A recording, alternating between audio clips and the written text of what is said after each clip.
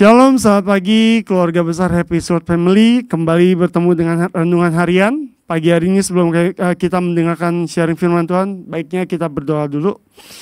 Terima kasih Tuhan buat hari ini. Kami bersyukur buat semua kebaikan-Mu Tuhan. Kalau sampai hari ini kami masih diberikan kesehatan.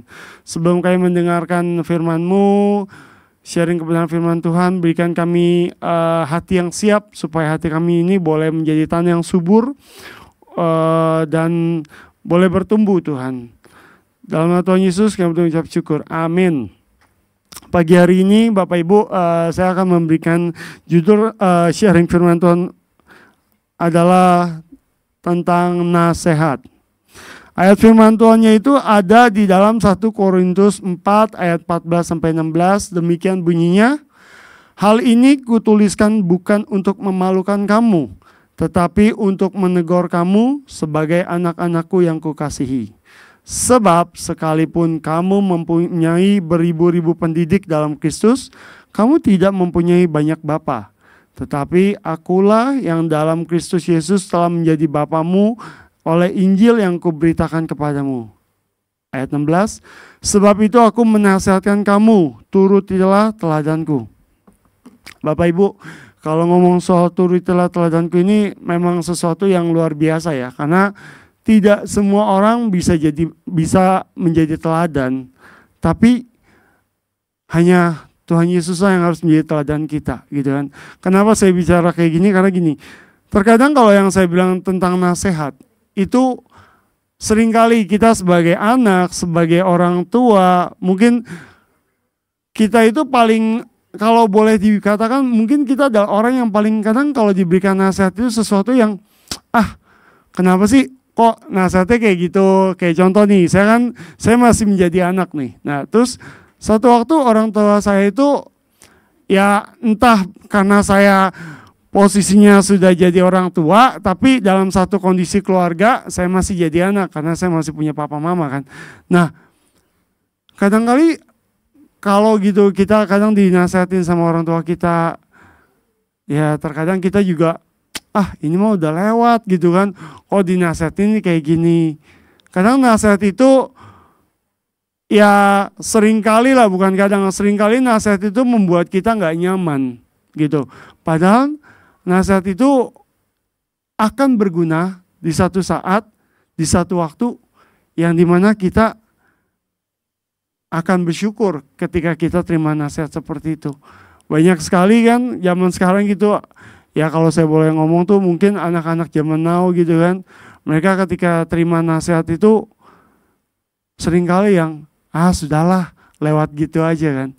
Tapi kita sebagai anak Tuhan itu harusnya lebih bersyukur karena kita masih diberikan nasihat, terlebih nasihat-nasihat itu yang memberikan kita tuh dalam segi hal kerohanian. Karena jujur kalau untuk nasihat-nasihat sekuler itu banyak sekali. Kita mungkin ketemu dengan orang-orang yang kayak mungkin ya kalau saya boleh bilang mungkin kayak motivator apa, mereka kan memberikan nasihat-nasihat yang apa yang mereka alami gitu kan. Dan terkadang itu kita sebagai orang tuh kadang mikir gini, ketika orang lain menasehati kita, orang yang gak kenal hidup kita, kadang kita lebih gampang terima. Karena kita melihat dia tuh dalam posisi yang ya mungkin lebih di atas. Jadi terkesan tuh nasihat dia tuh meaning banget gitu. Sementara orang yang hidup di sekitar kita, sampel gitu orang tua kita yang memberikan nasihat, kadang kita sering mengacukan atau mengabaikan. Nah ini yang saya dan Bapak Ibu harus belajar bagaimana kita mendengarkan nasihat itu, dan ketika kita mendengarkan nasihat, kita boleh menghidupi nasihat yang diberikan. Supaya kenapa? Saya percaya nasihat itu mungkin saat itu bukannya nggak berguna ya, mungkin saat itu nasihat itu akan menjadi sebuah kata-kata lisan. Tapi ketika suatu saat nasihat itu akan menjadi sesuatu yang meaningful buat kita, itu sangat berharga. Terlebih di dalam kehidupan kerohanian kita, seperti misalnya contoh Bapak Gembala menasihatkan kita, jangan begini, jangan begitu ya kan. Seringkali kita, ya saya lah, jangan ngomong kita lah, saya lah. Karena juga, apa sih gitu kan.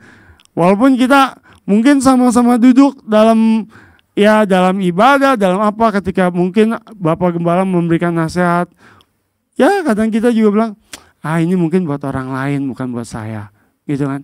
Tapi yang saya tahu adalah, ya benar, nasihat itu akan berbicara sama kita ketika kita sedang mengalami satu masalah, dan itu akan memberikan kita kekuatan ketika kita menyetujui dengan apa yang diberikan sama si penasehat tertentu, kan gitu kan. Nah, biarlah pagi hari ini saya mau bagi buat kita adalah, mari kita kalau dengerin nasihat dari orang tua, dari siapapun, yang nasihat itu memberikan kita sesuatu hal yang baru, sesuatu yang baik terlebih di dalam kehidupan kerohanian, ya lebih baik kita terimalah. Kita terima, kita keep dulu ya kan, jangan langsung di counter. Karena ya sebagai anak muda kadang lebih cepat mengcounter ya gitu. Jadi ya biarlah sharing firman Tuhan ini yang simpel. Saya berharap kita itu boleh menerima setiap nasihat yang diberikan oleh orang tua kita atau oleh Bapak Gembala itu dengan lapang dada, dan sehingga satu saat kita akan merasakan hasil dari nasihat tersebut. Demikian sharing firman Tuhan pagi hari ini. Mari kita berdoa. Terima kasih Tuhan buat sharing firman-Mu yang mungkin sebentar, tapi biarlah setiap nasihat yang kami boleh terima dari orang tua kami atau dari Bapak Gembala atau dari siapapun Tuhan, yang itu mengarahkan hidup kami lebih baik lagi. Biarlah kami boleh mempunyai hati yang boleh tunduk dan taat Tuhan, supaya kami percaya Tuhan nasihat itu memberikan kami warning, supaya kami nggak jatuh, supaya kami tuh lebih baik lagi Tuhan dari hari ke hari. Pagi hari ini sebelum kami mulai aktivitas kami mohon pimpinan-Mu sepanjang hari ini. Dalam nama Tuhan Yesus kami mengucap syukur. Haleluya, amin. Shalom, selamat pagi, Tuhan Yesus memberkati.